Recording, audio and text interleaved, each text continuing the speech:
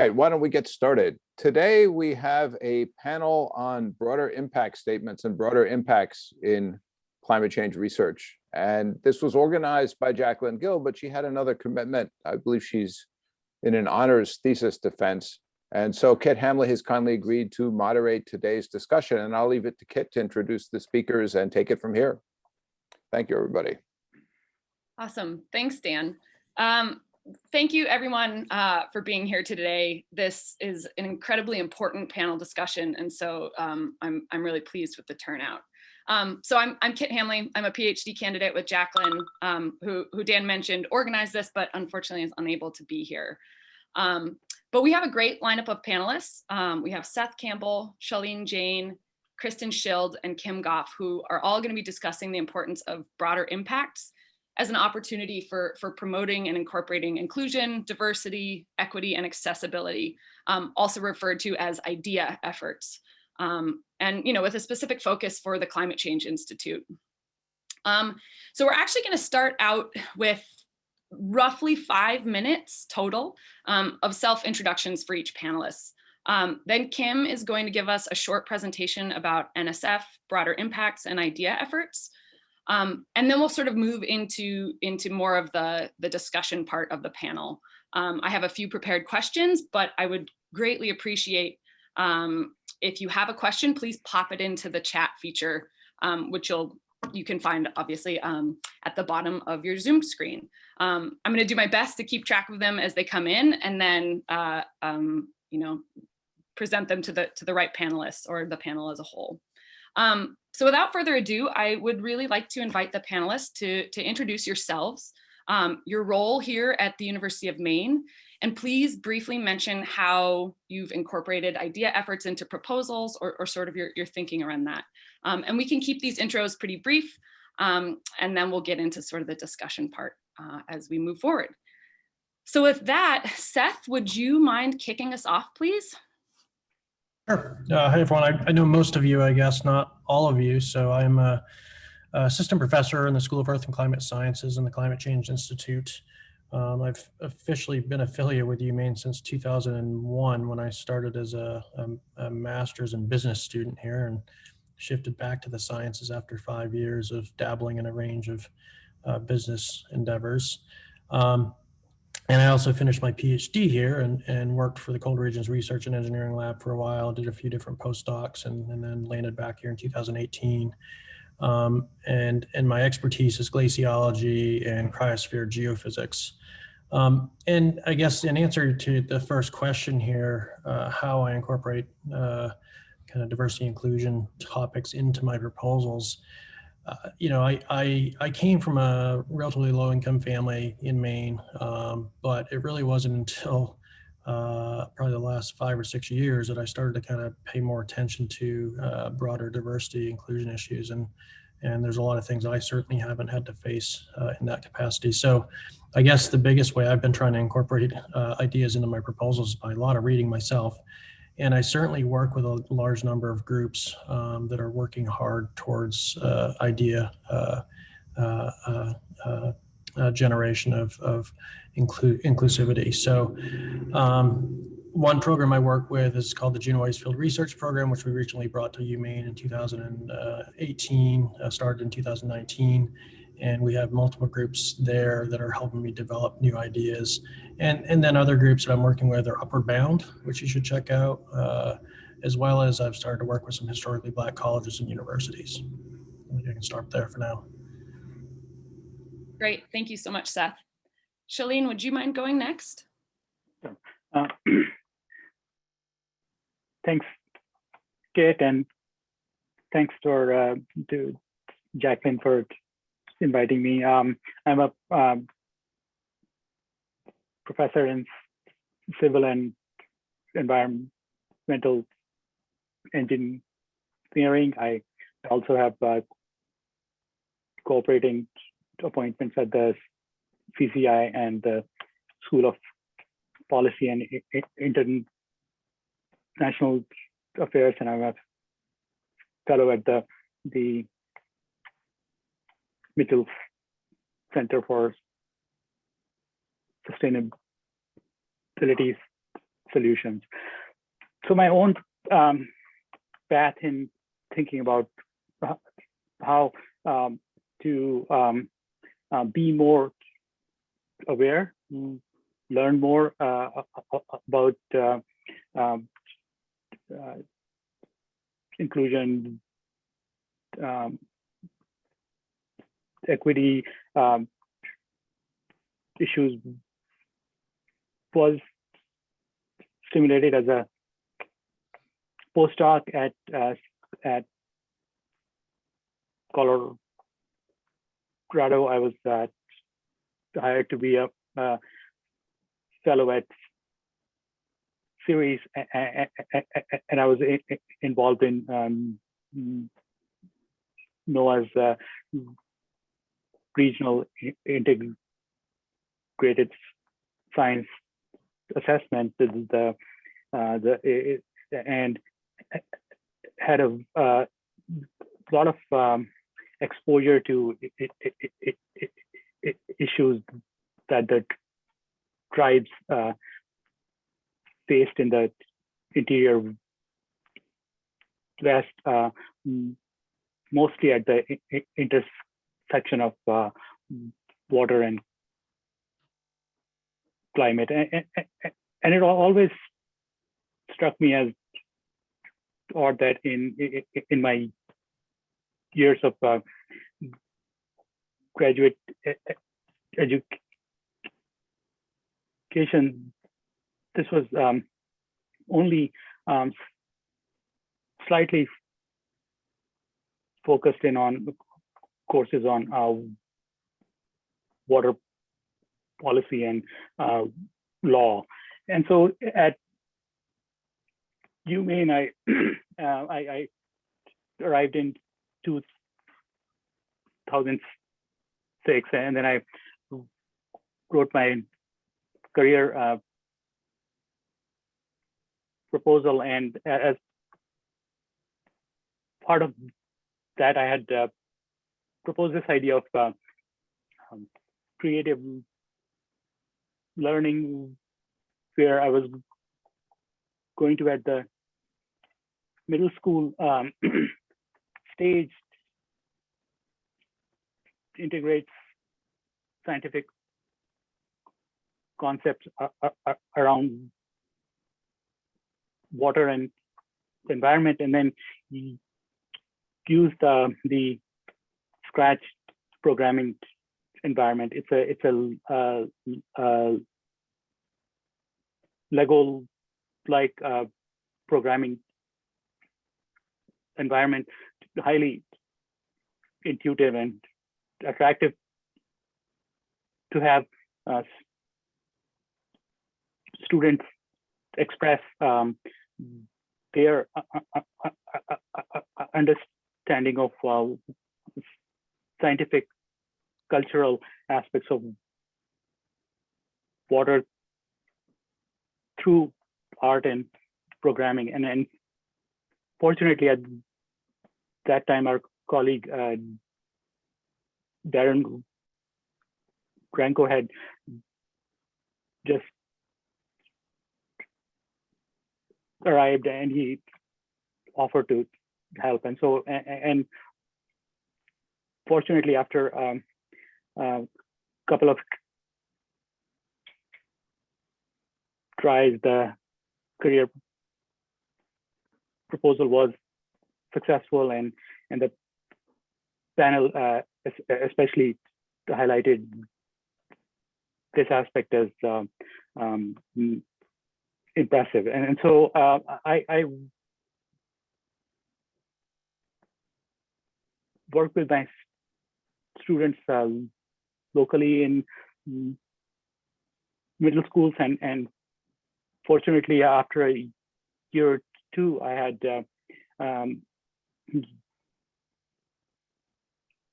Josh Crofton McDonald, who's a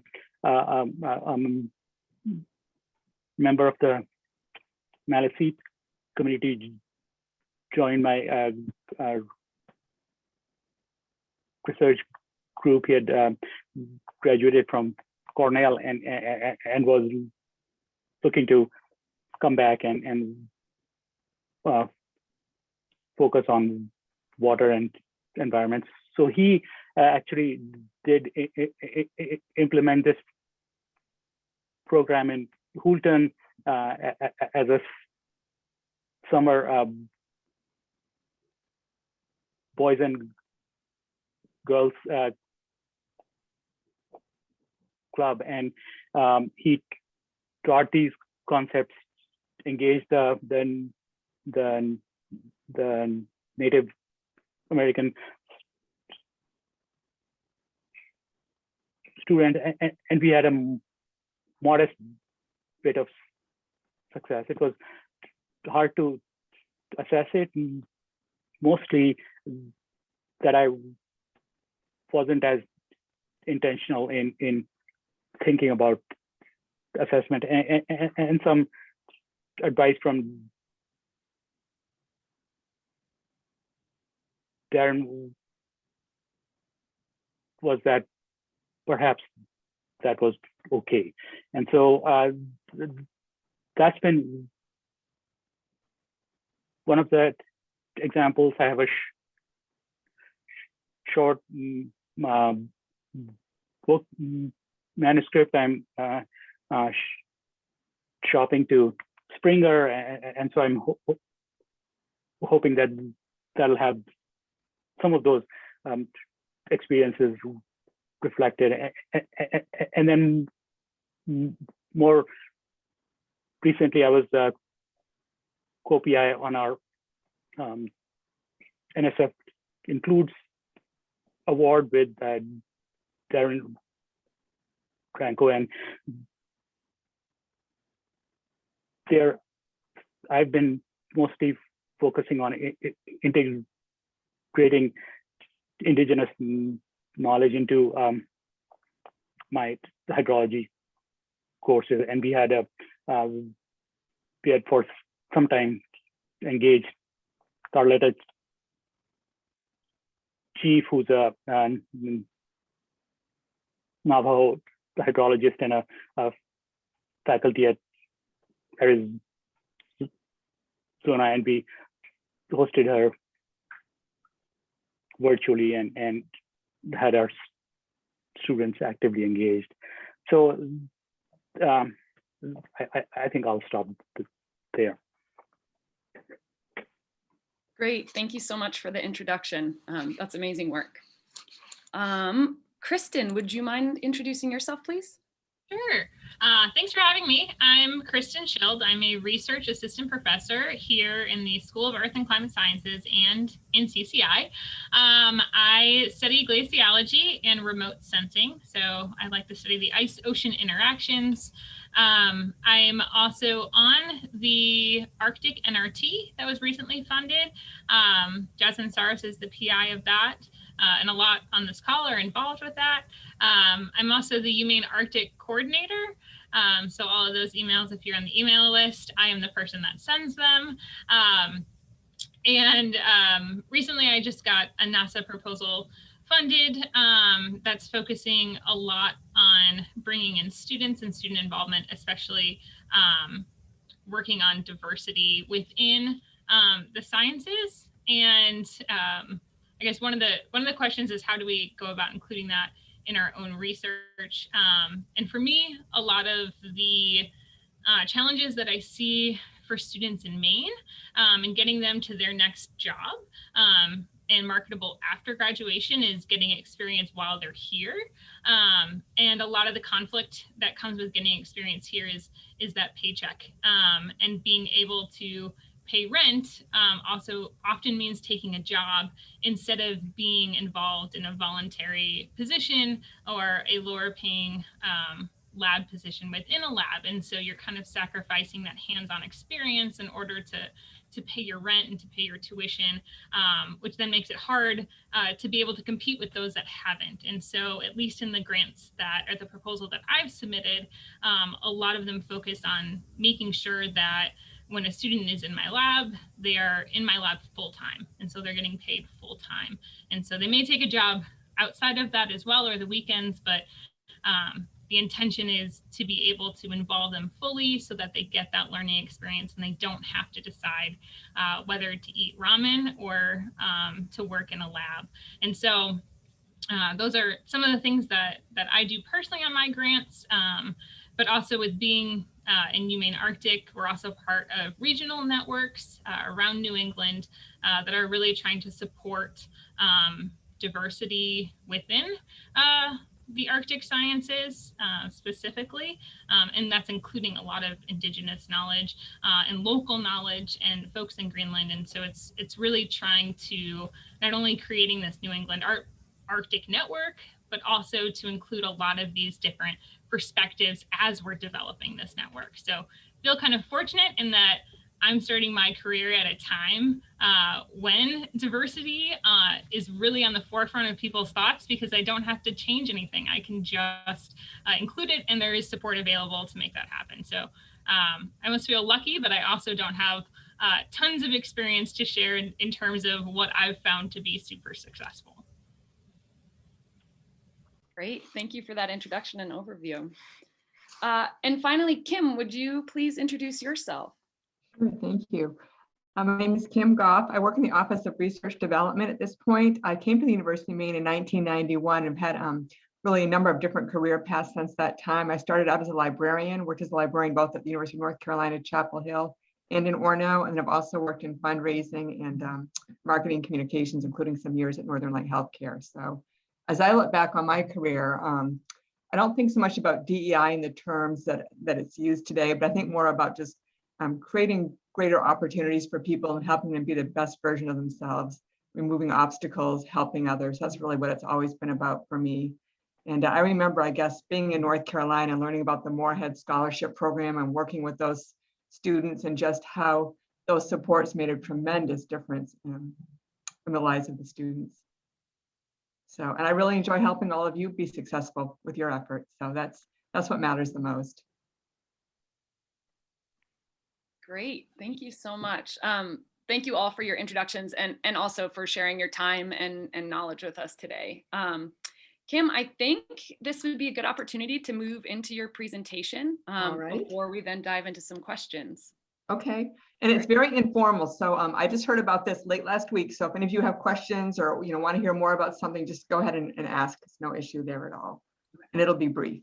So here we go. Great, thank you.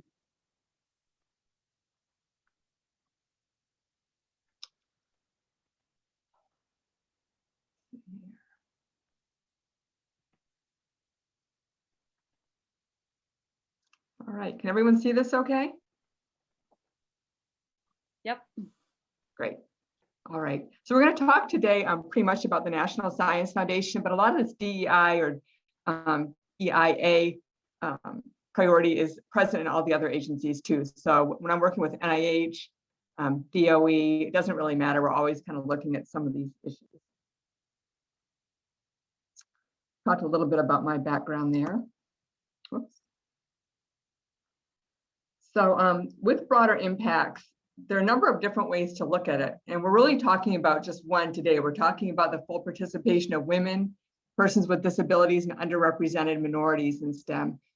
But really, when all of you are developing your proposals, whether it's an NRT proposal or an early career proposal or a big F-score proposal, NSF broader impacts applies to a number of other issues. And I'm sure that you all understand this. I guess the biggest mistake that I see with broader impacts when people are writing proposals on campus is that they tend to really just look at the impacts on our students as opposed to society as a whole. And it's really important to move beyond that. So I would say that every NSF funding opportunity has some kind of a potential to include broader impacts. For the NRT program in particular, we've had some good luck with recruiting students from minority groups. I don't know if anyone wants to share experiences that they've had with their own programs now, but I see it in pretty much every proposal that I put together. The includes that was mentioned earlier certainly focuses pretty exclusively on diversity. And we've had several includes projects funded, one with Mohammed Musavi and the other with Darren Ranko as PIs.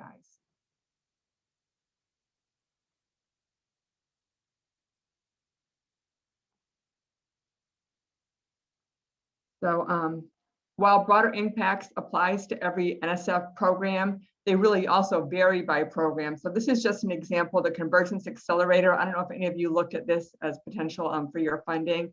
It's really an excellent program. I worked on a proposal that was recommended for funding last year, but it wasn't funded. The fellow from UMaine that applied actually ended up getting funded with another university, so that was the good news. But for the Convergence Accelerator project, they have their own kind of request for what they want to see included in the proposal itself and the project description. So you can see here it's quite an extensive paragraph. So as all of you are reviewing NSF opportunities for funding, it's really important to look very carefully to see if the program has specific broadening participation goals or a way that they want you to describe what you're planning to do. So this program actually is a great one, I think, for you all to be looking at. Every year it's a couple of different themes, and this year's theme that's probably the most relevant to you is on the blue economy. Has anyone looked at it just out of curiosity? No? I know you're all busy. And I want Seth focused on his early career program anyway, his grant. So it's really important in this business to stay focused, or it's easy not to get a lot done. And then I thought we'd just go over some tips kind of that I've gleaned from my work on successful proposals. One is to leverage UMaine relationships that are already in place. And several of you have mentioned this already. Upward Bound was mentioned as one. 4-H is another great group to partnership, 4-H Extension. They have a number of programs like Science Saturdays already in place. And I always tell PIs, look, all you have to do is develop the content. And they're going to bring the kids to you and they're going to evaluate what you're doing. So this is really a pretty easy path to take and an effective path to take. Our EPSCoR office works routinely with the Girl Scouts. Lori Bragg would be the contact there. So again, instead of like starting at the beginning with your local brownie troop or whatever, give Lori Bragg in the EPSCoR office a call and she can get you connected. Darren Ranko and Ways is another option for the Native American communities here in Maine. So those are 3 organizations that we already have in place that are doing great work. It's also really important to plan to quantify and evaluate your broader impacts and DEI efforts. We see this particularly with a program like NRT, where they want you to really EPSCoR too. They want to know exactly in numbers, what kind of a difference are you going to make? How many people are you going to impact? How are we going to see the results of your work? You should plan to budget for your DEI activities and for broader impacts in general. That's always a challenge because, of course, many of you want as much research as possible, as much money as possible to go for your research.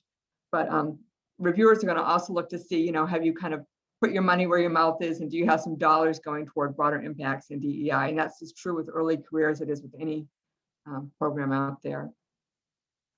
It's really important to identify and remove barriers to participation. And Kristen, you mentioned this earlier. I mean, one big barrier for students is they can't just have a great experience in the summer if they're supporting, an entire family really with the money that they might make lobstering or working in a restaurant. So you need to think about what those barriers look like. It might be childcare. It might be that they need some housing if they're going to be, say, down at the Darling Marine Center. So thinking about those barriers is important, and reviewers think about those things too.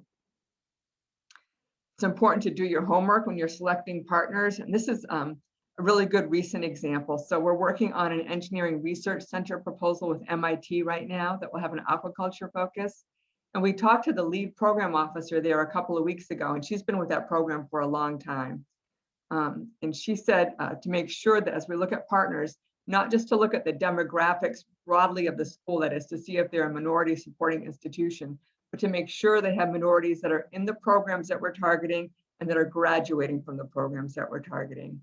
So that takes a fair amount of digging, and our office can help with that. But if you don't do that digging, it can really hurt you during the review process. So do your homework on that. And then, of course, when you're looking at DEI, you always want to balance what's ambitious with what's reasonable. If you're overly ambitious, for example, I can think of an early career project where they had a graduate student supervising high school students regionally across New England. And they felt that was just really too big. When we scaled that back and we focused more on Maine with the students supervising activities more locally, it received a far more favorable review. So sometimes it requires getting reviews back to really kind of scale things correctly, but that's something that I wanted to mention. It's important to think about how you're going to disseminate your research regarding your DEI efforts. When all of you think about, your big NSF proposals, you think about disseminating the research about the research itself, right? The science that you're doing. But it's also great if you can bring on senior personnel or somehow, gain the expertise yourself to do a little bit of research on the DEI efforts and how they're working out, or just your education in general. And to think about how to extend whatever you're doing beyond your single project. I sometimes think it's helpful to engage with PIs who have experience in this area. It might be someone who's run an REU site before or an RET site before. So then you don't have to reinvent the wheel. I think we talked about barriers to participation. And then also, as you're thinking about DEI and broader impacts in general, look at what's been funded in the past, for your program or your project. And sometimes you can get some really good ideas there. So I always tell someone, it's a little bit like working with donors. It's one thing to kind of like read about what they want to do. It's another thing to see what they've actually done. So I think looking at what's been funded in the past is invaluable. And partnering with a minority serving institution, an HBCU or tribal college can be really helpful. There are barriers there as well. I know in engineering, for example, when we've looked in the past to try to partner with some of those types of groups, the students just don't have the right background to come in at a graduate level and to be competitive and successful. So obviously we want to set people up to succeed, and maybe you can, think about a bridge program that would give students whatever kind of classes they're missing. But NSF likes to see these kind of partnerships for sure, especially tribal colleges and HBCUs. When I've talked to program officers about DEI efforts, those two options always come up. Of course, in Maine, we're at a disadvantage because we're geographically distant from those groups. It's important to cite research for your approach. And of course, as scientists, you might not be as familiar with some of the educational research. So if you can bring someone, whether it's from our College of Education or a researcher from outside of the university to help you with some of that literature. You want to try to contribute to long-term institutional partnerships, not just a grant that will end in a few years. I always find it really kind of disturbing when we're in the last few weeks of proposal development and there's a desire to reach out, say, to some kind of a group that represents a DEI constituency. We want to really value those relationships, include them from the beginning, and just treat everyone well, I guess. And having a sustainability plan is important. And in fact, the larger grant opportunities like EPSCoR require a sustainability plan. They want to know that when funding ends, the impact of the grant and the relationships will remain intact. Sometimes it's helpful and possible to review your approach with a program officer.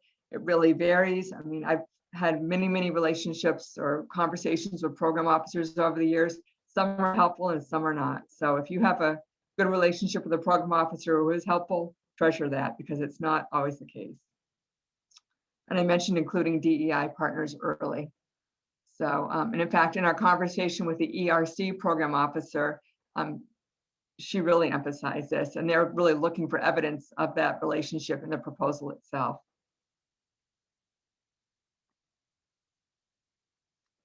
So BEI resources, I think I've mentioned some of these already: Cooperative Extension, 4-H, the EPSCoR office, WAYS, our office, the main RISE Center does have a lot of school relationships in place. So instead of just, everyone tries to call Bangor High School or Orono High School, which also drives me crazy because both of those schools have a lot of resources, frankly. I would encourage all of you, if you're thinking about partnering with schools, even though it's less convenient, to think about the schools with fewer resources and maybe more diversity too. So the main RISE Center can probably help you identify some schools like that. The National Science Foundation itself has some different broader impacts resources. There are webinars for specific programs. There's web content for specific directorates like the Bio Directorate. I mentioned speaking with program officers and the award databases. And then there are university broader impacts offices sometimes that have examples. So particularly when I'm helping early career faculty get started, I point them to some of these resources from other universities. I think our office provides some support with broader impacts, but not compared to what like a Georgia Tech or a Duke University would have for resources in terms of BI. they have offices that specifically develop these partnerships for faculty. So you can go and say, I really want to partner with a diverse middle school. What do you recommend? And we can try to help, but we're not going to be as ready to do that as some places. So I think that's it for me today.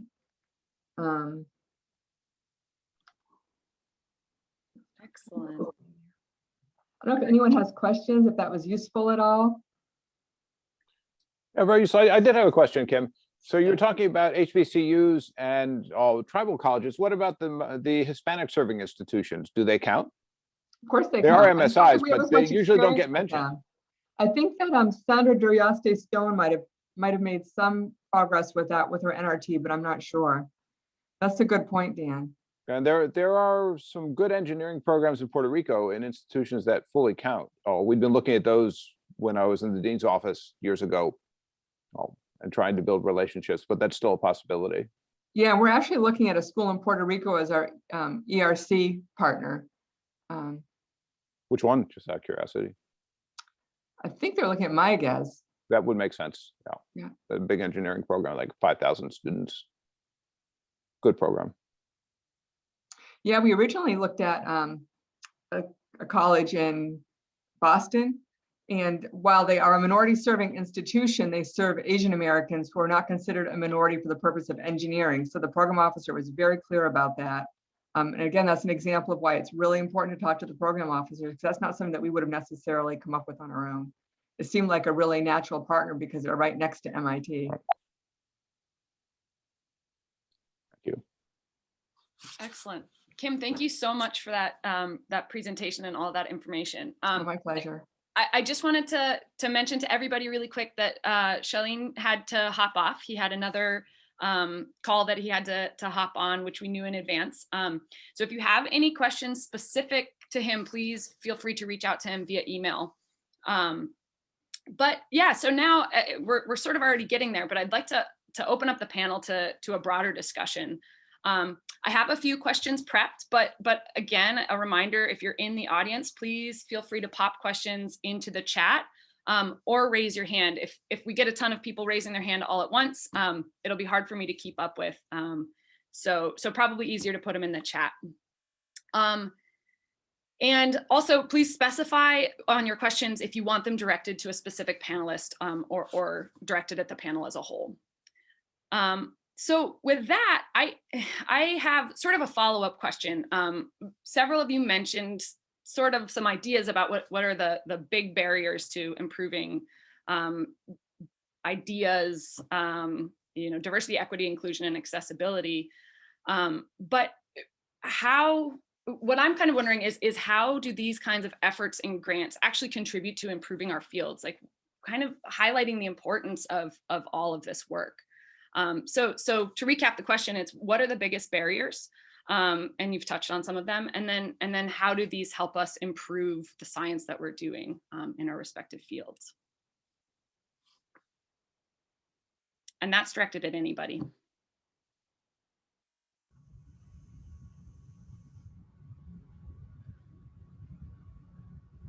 I guess I'm happy to kind of chime in on that. And I think a fair amount of this, my answer here comes from working with the Gina Weiss field. For those of you that are not aware, the Gina Weiss Field Research Program has been around since 1946. It's the longest operating polar field research and education program in North America and the second longest in the world. And we are starting to make headway on diversity and inclusion, but we have a long ways to go. And a few of the reasons that we have a long ways to go is expensive to do field work. It's expensive to get to those environments. I think probably 80% of my time is spent trying to figure out how to get students into the field financially, as well as with gear, the equipment that they need. And then when you're talking about students that are coming from a background that have zero background in outdoor experiences. I've heard people say that folks from cities don't want to be outdoors, and that's totally incorrect. It's just that they haven't been introduced to it. But there's a significant ramp up time that has to occur in terms of training students and getting them comfortable in the environment. And I think we as a geoscience community, and I'm speaking from a geoscience background because of the field that I'm in, have historically done a horrible job at including broader populations that didn't have that experience from early childhood. I think the other, so trying to improve on that is something that I'm working on, and also recognizing that not all students want to be a field scientist. And I think a lot of geoscience programs also have a tendency to rely on the, hey, you get a chance to go to Antarctica or Alaska or Greenland. Not all students do want to have that, never do that experience. So, other students want to do lab work or want to do numerical modeling. There's a whole host of other careers out there in the geosciences that we absolutely need. We need mathematicians, physicists, chemists that are going to be doing the other skills that we really need. And so I think, generally speaking, a lot of science fields have done a horrible job at that, bringing those groups together to make sure we recognize. We have a tendency to kind of use those outdoor environments to kind of market programs, and I think that's a failure. And that's coming from the guy that's running one of our field programs. So, I think we really need to do a better job at that. But the second thing that I think is more important, perhaps, is figuring out how we can shift the culture in academia to be less of a must publish ASAP, must be competitive. This is a competitive world. Every institution wants to garner the publicity with being first on doing something. And that puts a lot of stress on students, and it puts a lot of stress on faculty to be successful. And I think the days of competitiveness moving forward are disappearing. I think we're getting more into a trend of cooperation among faculty, among institutions. I can tell you right now that I've shut down multiple entities and individuals on the geoice field. We bring 50 plus scientists per year, and we go through interviews, and I've basically declined multiple faculty on years that are just, you can tell they just aren't keen on collaborating and working with others. And we're a role model. That's the goal. Our goal is to kind of model that collaboration, partnership. And I think the more Maine and other institutions can step up to the plate and say, we want to build these collaborations, the better off we're going to be. And I think that the stronger we're going to be in terms of supporting those students that really need that support and that mentorship. It's more important to support those students and mentor them than it is to publish that extra paper, I guess, is kind of the key point. And I think we're moving in that direction, but it's still a barrier. Yeah, I think I'd quickly follow up on that too, because I do a lot of remote sensing in my work. A lot of the grants that are proposals that I submit are to NASA, as opposed to NSF, and NASA doesn't actually even have a broader impacts part of their proposal. They, instead of having broader impacts, they have relevance to NASA. So it kind of goes the absolute opposite way, that they're really valuing the science as opposed to the community or the involvement. However, a lot of the NASA work also doesn't require field work. And so in that way, it's actually a very accessible science. So you can have students that might have, physical challenges, which would, detract from the sexiness of a field experience. And they're able to still ask and answer those really big questions of what are the impacts of climate change on glaciers or on the oceans or on circulations or biology, through remote sensing. So in a lot of ways, NASA data is a lot more accessible than some of the field data that we collect that's funded through NSF. And so at least for me, even though I'm not evaluated upon if I have a broader impact or if I'm including maybe the lesser supported groups, I think of it as an opportunity to put that in, because even though NASA may not ask for it, the panel reviewers are like us and appreciate that. And so even though, you know, my formal evaluation, it does not talk about how I diversified my lab or what type of support. The panel itself is really for that, and is really for giving those opportunities and creating those opportunities. So decreasing, as Kim said, decreasing those boundaries and creating opportunities. And so, yeah, even though NASA doesn't ask for it, it's a way that I can interject and I can put that in there. So I guess I include it even when it's not asked, as a way to try to increase diversity and increase support. You know, as Kim said, trying to really increase these opportunities for students. So I guess I do it even when it's not asked. And hopefully, as Seth said, this is the direction that we will be going. And if more people start to include those broader impacts when they aren't asked, hopefully we can kind of, you know, turn the tides and we can get it to be one of those things that is thought about in these types of proposals.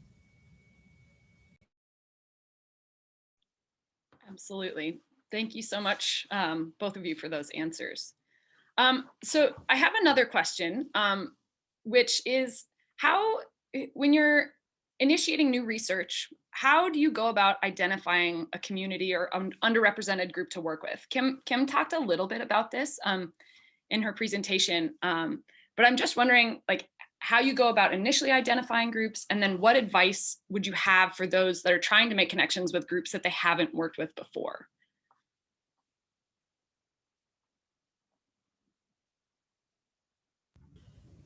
Yeah, that's a great question. So I can comment just quickly on what we've done. And certainly with the NRT, we advertised it in a lot of different forums to try to increase the diversity of our applicants. So not just the AGU and, you know, different boards that are discipline specific, but also those boards which do reach a broader audience in those minority serving institutions. And we also have a component of our NRT that is Indigenous and local knowledge. And so that helps us a lot too, to bring in that perspective, to hire students specifically to focus on that. Yeah, it's a complex question, and I can't say that I'm fully there yet. I'm still looking for different places, but there's a lot of resources on campus, and as Kim mentioned some of those earlier too, and connecting with those folks, because they often have a much better pulse on which communities and how to get to our goal of diversity. They have a better idea of it. So I tend to use my resources more than me going out and personally searching. Yeah, I can chime in on that as well. That I think Kim mentioned don't recreate the wheel, and Kristen mentioned use your resources. Kim had a great slide showing some resources that are available. The resource that wasn't actually on her slide, but I've been working with closely is I've been working with Upward Bound, which is a nationwide Department of Education funded program. The state of Maine has 5 Upward Bound programs funded in Maine. Each Upward Bound program is at a separate state institution. So there's one at UMaine, Orono, one at Farmington, Presque Isle, Bowdoin, and USM. And Upward Bound itself supports over 70,000 first generation, who will be first generation college students or students from low income families. And depending on where the Upward Bound program is run, it has a range of demographics. So as Ken mentioned, we're kind of limited in terms of our demographic, but we have certainly low income and first generation students in Maine. Whereas the other Upward Bound groups that we're working with the two Upward Bound groups in Alaska, and a large number of their students are Native Alaskan. We're working with students with the programs in New York and Florida and Washington, where a lot of their students are Hispanic and Black. So the beauty of Upward Bound is it's Department of Education funded, which has a far bigger budget than NSF. I think they're at $48 billion a year versus NSF's like $10 billion or something like that. And so we're able to partner with Upper Bound, and they're able to fund their students to participate in these various activities that we're working on and planning.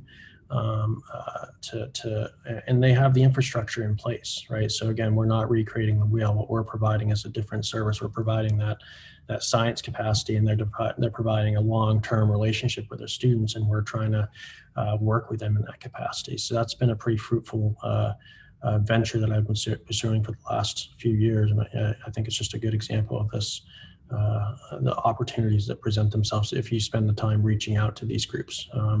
I have reached out, every Upper Bound program I've reached out to across the country. We're now working with 7 states. Every single one has come back to me asking what we can do. They've come back to me positively. It's not always we can definitely do something this year, but they've come back to me saying, we'd love to do more work with you. There's a huge opportunity there. I think that we as a group at UMaine can certainly leverage to help broader communities in the future.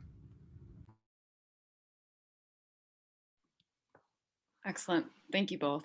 Oh, go ahead, Dan. Yeah, I don't know if it's still true, but 10 or so years ago, when Susan Gardner studied our doctoral population, it turned out that we had the second highest percentage of first-generation doctoral students in the country after, I believe, Wayne State in Detroit.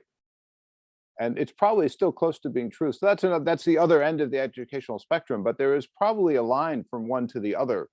And it might be worth following up on that. It is also an opportunity for us to continue to develop good practices for making higher education all the way through successful for first-generation people. And since so many of them have succeeded in doing it here, we may even have some good practices that we've developed and we don't even realize it. And was that a PhD thesis, a dissertation that came out, or? No, Susan Gardner was she's just left to become a dean of education elsewhere, but was a higher ed faculty member and studied doctoral students among other things, and did a really detailed analysis of our doctoral population around 2010 or maybe a year or two before that. Cool. Which provided a lot of really, really useful and interesting information. Awesome. Sadly, she has left us now. She was the director of the Rising Tide Center until they closed it. Yep. Cool. Thanks. Another group that we didn't talk about that I just want to mention before it fleets out of my mind is the Sarah Henry. Have any of you worked with her in student accessibility services? So we do have faculty on campus that have recruited students from her group, and they, they come, I'm always afraid of using the wrong language, but they represent a number of different challenges, all of which can be overcome by just slight modifications in labs and in the field. And they've just had some really, really good success stories coming out of that. She's very easy to work with. Yeah, we're actually just having a side conversation. That's what I accidentally sent you the response to, Kim, with somebody else about what would we do, like in the anthropology department. We have labs that are almost all on the second floor, and there's no elevator. And if we had a mobility limited student, for instance, which would certainly fall into the category that you're talking about, one of the categories, we would have to make an accommodation. I don't know what it would be, because it's awfully expensive to add an elevator. I know they did once to our sister building. North Stevens has an elevator because of that. Maybe we would get one. I don't know, but it's a problem right now. And if students were visiting and considering us and wanted to do something that we do in our labs, they might well be dissuaded from it because of that. It's good to know there's somebody we could talk to about potential accommodations. And the students that we've worked with that I'm thinking of have they're more emotional challenges or different ways of learning. Okay. I've had some of those students in my undergraduate classes, and some of them do extremely well, but it helps to know the kind of accommodation they need, obviously. Yeah, Dan and I actually, I took a short course on inclusive field techniques because even though I am a remote sensing person, I do a lot of field work as well. And I love to get my students into the field in classes, but want to do it in an accessible way. And it was a short course and it was fantastic, but it talked all about the different technology and radios and setup that you can basically, I don't even want to, it's like a library that with NSF, they created this accessibility library where you can check out this equipment for a field trip or for a lab course, and you'll work with people that will then send you this equipment so that you can make a lab or a field trip accessible to any type of physical limitation. So I didn't even know something like that existed. And so I was really excited when I took this short course on it. So I guess that goes back to everything that Kim and Seth have been talking about too, is that we're trying to also just stay educated on all different ways that we can increase diversity, not only in a cultural sense, but also in a physical capacity sense, especially with field work. So I'll send that link around. I can't remember the We need a resource page with all of these things. The things Kim was talking about, this program you're talking about, somewhere that's easily accessible. We've been doing this for a class that I'm part of on equity and archaeological practice, but we need a broader one for the Institute. I think so too. They're not hard to do anymore. No. And then people can find it whenever they need it. If you send a link, it might get lost. We have a page, you can go to and look for resources. It's just a lot more likely to get used. Absolutely. So I know we've been working on that actually quite a bit in our Unlearning Racism and Geosciences group. At the end of each week with that group, it's a group, I think there are maybe 10 of us. But there's a deliverable at the end of each sort of unit for that. And that's actually one of them, is we're compiling all of these resources, and there are many of us that are involved or part of CCI. And so our hope with a lot of those is at the end of that, at the end of the URGE session, to actually make those available to people. But one thing I did want to, Chris, and I kind of want to segue a little bit from what you were talking about, just because there are a lot of early career folks here, a lot of grad students. And I'm curious about what kinds of trainings and work you all feel that we as researchers need to be able to do in order to be able to engage with these kinds of activities effectively, especially if we're from minority or majority groups, like white or able-bodied. So any kinds of trainings and work that you know of would be really nice to talk about here. And this is for all of you as well. Yeah. Oh, absolutely. That's a really great question. And I was actually in an early career panel recently where somebody equated, your first job out of your PhD as needing to drive a car without taking driver's ed. Like the entire time you're focused on completing your research, you're learning best practices to complete your science and do great work. And then all of a sudden you're in charge of mentoring students or creating a lab or being part of a community, and you don't necessarily engaged in that during your education. And so it's kind of a trial by fire. So some of the things that I've found really helpful have been taking some of the classes that are offered here through either CITL or I can't even remember the right name for it, but the Diversity Center and Inclusivity Center, a lot of short courses before meetings. So the one I was talking about was for NEGSA, and it was a short course completely free for half a day the Saturday before the conference started. And so those have actually been fantastic. And a lot of them now in the Zoom age are recorded.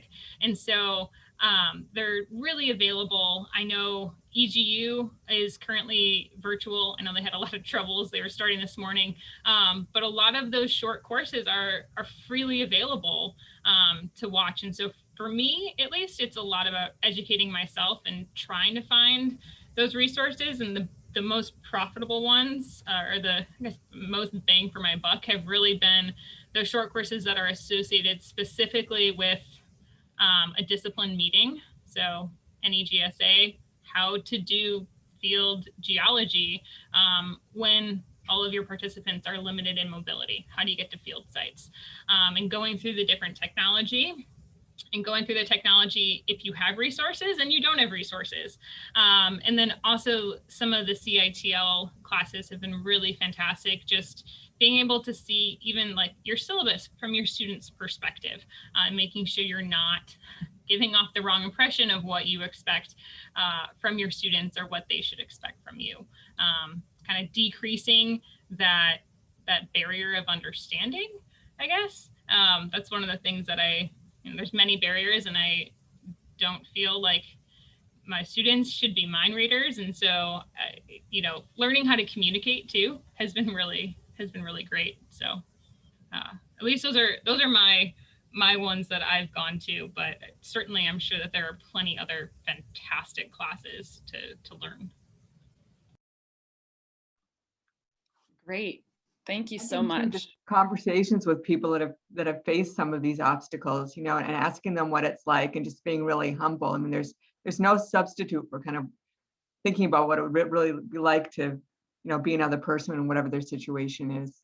And those aren't always easy conversations to have, but I think that they're really important. Absolutely. And actually the most recent one I went to was actually put on by 3 geologists who all have limited mobility. And so it was really great because you're learning from them about how they did this geologic mapping in Ireland, and they're all from the US, and how they went about it, and what were some challenges, and what are things that are helpful for those types of students before going into the field. So yeah. Kristen, when we were talking about this, I think you said they recorded the session, right? Yes. Yeah. I know they recorded it. I don't know where to gain access, but I can look into it. Yeah. Yeah. The only thing that I would add is Kit mentioned the URGE, it's Undoing Racism in Geosciences. I've been participating with Kit and several others on a weekly basis, every other week basis. And we also have an URGE pod of folks doing the same for the Junior Weisfield Research Program. I just put the link in the chat box. They record all the sessions, and I think it's been phenomenal. They have readings associated with every week. The discussion for us has been, it's been great because I think, it's a group discussion, but kind of in private. There's some challenging topics to discuss, but I think a key thing is we as individuals need to do our own work too. Doing the reading as much as you can is, doing the learning yourself is critical. I can tell you that we have a Jedi Council. Yes, not with the Star Wars, but Jedi Council on JERP, and we're paying our participants to be involved in that because we think it's appropriate to do that to step up our game and make sure we're an active participant in changing things. But I think this URGE Science is a really good place for anyone to start. There's a ton of really good resources there to step into, phenomenal writings to read through, some really nice video lectures from experts across a range of challenging topics that are on the important topics nowadays. Excellent. Well, thanks so much. And I would second that. Definitely take a look at that link. And in the interest of time, unfortunately, we have to wrap things up. I just want to extend a huge thank you to all of our panelists for taking the time to be here today.